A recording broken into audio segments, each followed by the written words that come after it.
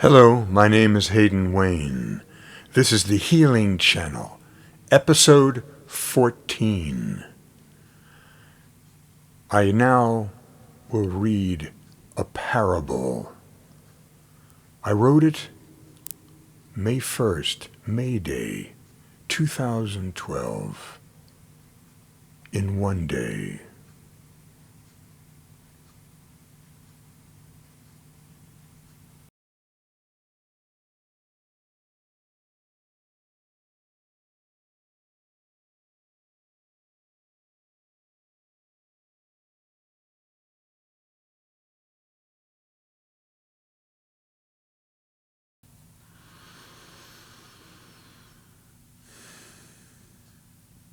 Don't think by looking at this mainframe you're younger than I.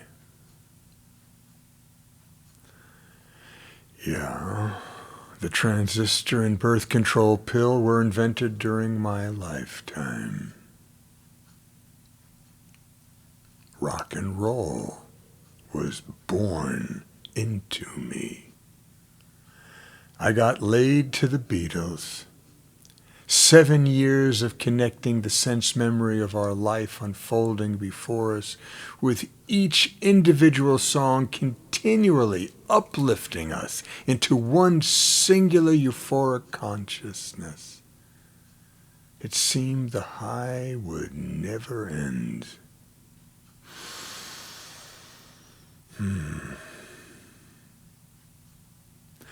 Every new discovery of the flesh, as well as the exhilaration of these experiences, was through innocence and wonder.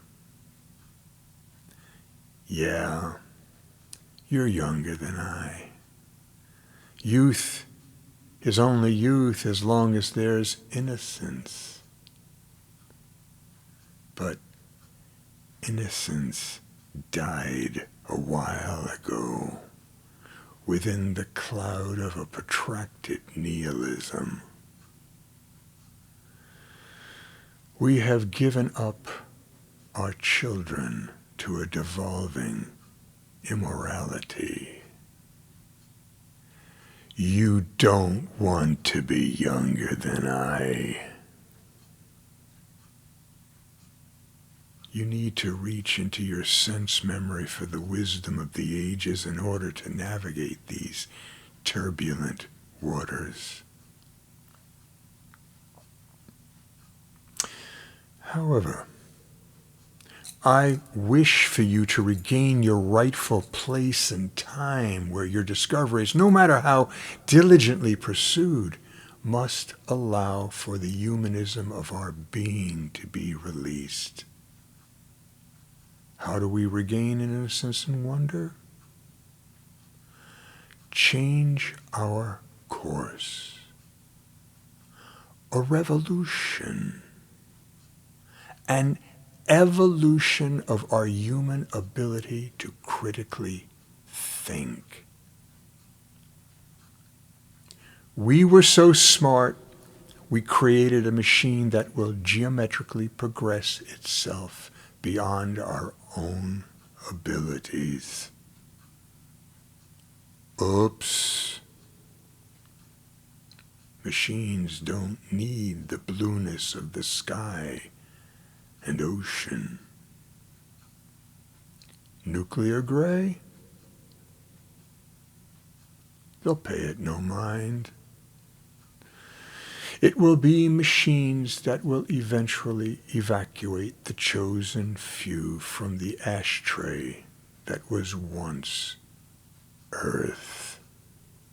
Sweet, sweet green and blue Mother Earth, with its endless abundance of life. Humanism is all we have.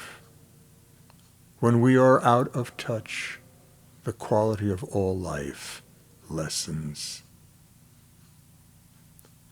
As the Hopis say from prophecy,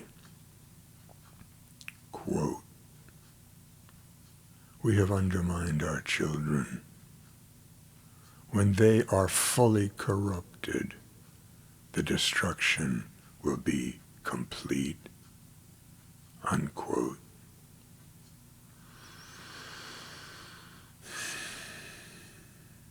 We did it as often as one would shake hands. It wasn't about domination or sexual aggression, just the free-spirited expression and exploration of naive, pubescent lovemaking as we freely shared our bodies. It is our responsibility, this moment in time, to look after the next 7 coming generations. It is our responsibility to tell the truth and out a lie as soon as it is discovered. There's a reason why getting an education within these United States is virtually impossible. We no longer know how to critically think collectively.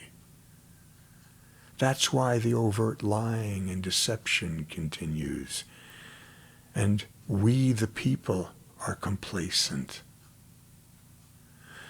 We allow pundits of various celebrity to think for us within a circus atmosphere, where entertainment is more important than the need to assimilate the factual news that seems to never get told. We don't react.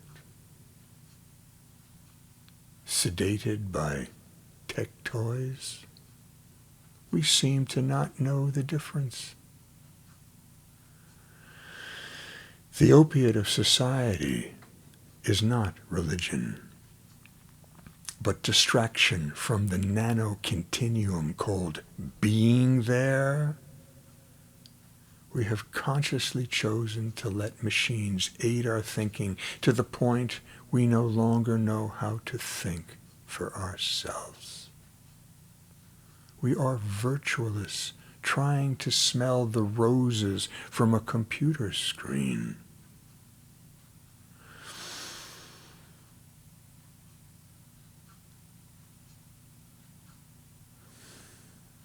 When I was a child, I could while away the time through fantasy, such as playing inside a discarded refrigerator box and using its collapsing frame as a caterpillar tread, navigating myself with a side view of the world rushing by within my imagination. We are addicted to our expensive machines. Thus, we have no leaders. Our representative body is solely conscious of perpetuating only its own monetary wealth, while comforted by our willingness to lull ourselves into ignorant stupor, ear-budded and gaming as the world cries out to the audio and visually distracted.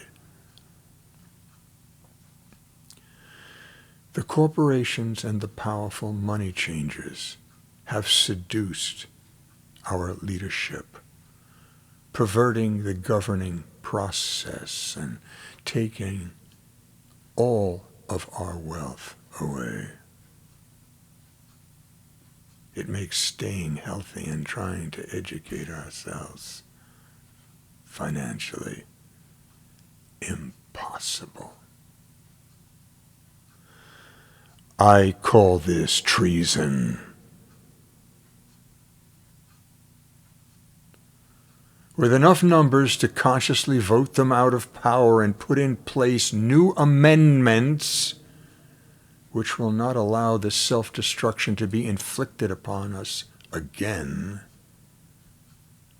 we will begin our restoration. It's time to become conscious.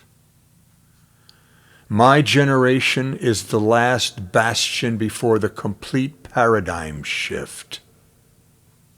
We are the linchpin by witness to what we have lost and what was and is humanly possible to restore through the rule of law. We're morphing with machines, where the word human will be taken from the race. There's so much to do. Now is the time. There are so many of us. Surely there are heroes amongst us. We, by necessity, have to microsize, departmentalize our place in space on this rapidly shrinking planet. If we want to be part of evolution and not discarded because of it, we have to repair all that has been abused while preparing for future generations. We do this because we are grateful for the gift of consciousness. It is the least we can collectively do. If we fervently try to maximize this vision, the paradigm shift will bring the next renaissance. The micro-renaissance the Beatles unleashed was glorious. A macro-renaissance will be where the regulation of diseases is predetermined by genetic makeup, with the instructions how to avoid the exacerbation of any physical shortcomings. The euphoric desires for untapped knowledge and a world of endless possibilities is right here before us. We are so connected and yet seemingly oblivious to the content of history. True history, not revisionism. We prefer to be voyeurs, watching ourselves becoming more deprived and thus depraved, forced to survive as opposed to live.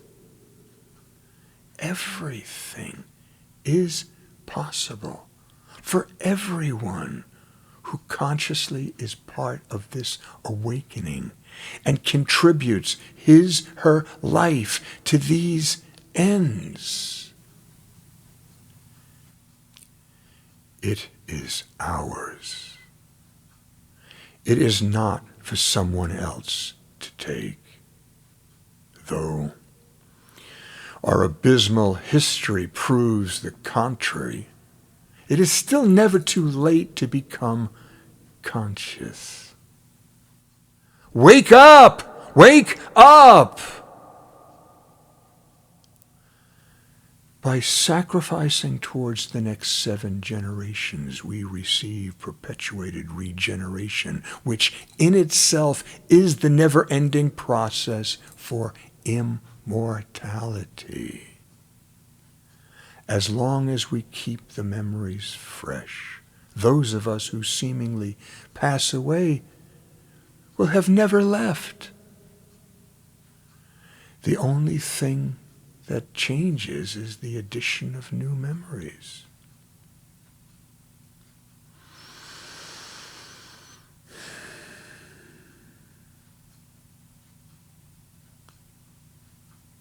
Who is to say all of life is nothing more than memories, neural synaptic phenomena, storing our capabilities to remember, let alone exponentially think? But what memories do we wish to have? Will we choose to be in denial while passively witnessing the robbery of our children's future? If we want to live forever, we have to make sure our children live forever. Mother Earth is our home, our natal bed.